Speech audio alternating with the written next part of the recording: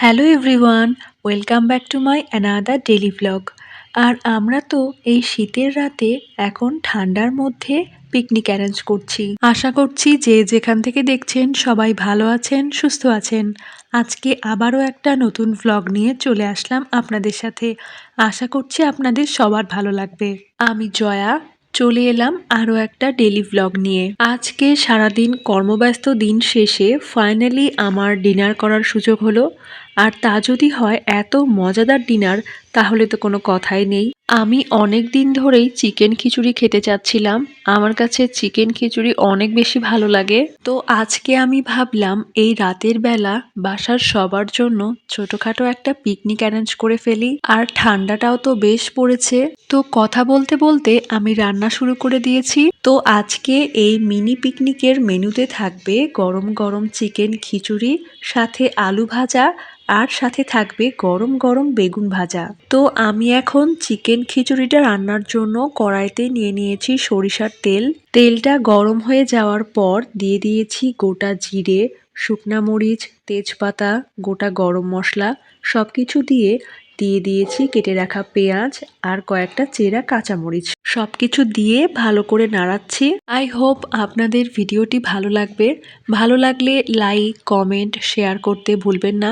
আর হ্যাঁ, ফেসবুক পেজটি ফলো করবেন আর চ্যানেলটা সাবস্ক্রাইব করার জন্য অনুরোধ রইল। সো আমি এখানে একটু হলুদের গুঁড়া, একটু মরিচের গুঁড়া সবকিছু দিয়ে, একটু আদা রসুনের পেস্ট সবকিছু দিয়ে ভালো করে কষিয়ে নিচ্ছিলাম। চিকেনের যে মশলাটা এটা অনেক সুন্দর করে হয়েছে, মানে মশলার তেলটা উপরে ভাসছে। সো এবারে আমি খিচুড়ির জন্য চাল ডালটা দিয়ে দিব। আর এটা আমি একটু রান্না করে নিব। ভাত খাওয়ার চাল, মসুরের ডাল, একটু মুগের ডাল দিয়েছি। তো এটা হচ্ছে আমি অনেক সুন্দর করে ভেজে নিচ্ছিলাম। এরপর হচ্ছে আমি আরেক পাশে রাইস কুকারে পরিমাণ মতো জল দিয়ে জল গরম করে নিয়েছি। আমি রাইস কুকারে রান্না করছিলাম, চাইলে প্রেসার কুকারও করা যাবে। আমি এর আগে কালকের ভিডিওতেই বলেছি আমার শরীরটা খুব একটা ভালো না। এত বেশি পরিমাণে ঠান্ডা লেগেছে যে কিছুতেই সারছে না। কবে ঠিক হবে জানি না। ঠান্ডা কেন জানি না আমার পিছুই ছাড়ছে না। তো এবার আলু ভাজা বানানোর জন্য আমি ফ্রাই প্যানে সর্ষের তেল গরম করে তাতে শুকনা মরিচ, কালো জিরা দিয়ে একটু ভেজে নিয়ে কেটে রাখা আলুগুলো দিয়ে দিলাম। আলু ভাজাটা যেহেতু খিচুড়ির সাথে খাওয়া হবে তাই আলুগুলোকে একটু মোটা মোটা করে কেটে নিয়েছি। দিয়ে দিচ্ছি কয়েকটা চেরা কাঁচামরিচ আর স্বাদ মতো লবণ আর পরিমাণ মতো একটু হলুদ গুঁড়ো। এবারে ভালো করে মিশিয়ে নিচ্ছি। আর এদিকে আমার চিকেন খিচুড়িটা অলমোস্ট ডান। চিকেন খিচুড়িটা আমি একটু নাড়াচাড়া করে দিয়ে আবার ঢাকনা দিয়ে ঢেকে দিলাম। খিচুড়িটা অনেক অনেক অনেক বেশি ঝরঝরে হয়েছে, দেখতেই পাচ্ছেন। ফোড়নে কালো জিরে দিয়ে বেশি করে পেঁয়াজ দিয়ে এরকম আলু ভাজা আমার কাছে অনেক ভালো লাগে খেতে। আর এরকম আলু ভাজা করলে রুটির সাথেও খেতে খুব মজা লাগে। মনে হচ্ছিল শুধু এই আলু ভাজাটা দিয়েই খিচুড়ি খেতে খুব ভালো লাগবে। তো এখানে আমার আলু ভাজাগুলো একদম হয়ে গেছে আর একটা প্লেটের মধ্যে আমি এখন এগুলোকে নামিয়ে নিচ্ছি। আলু ভাজা এখানে হয়ে গেছে। এবারে আমি বেগুন ভাজা করব।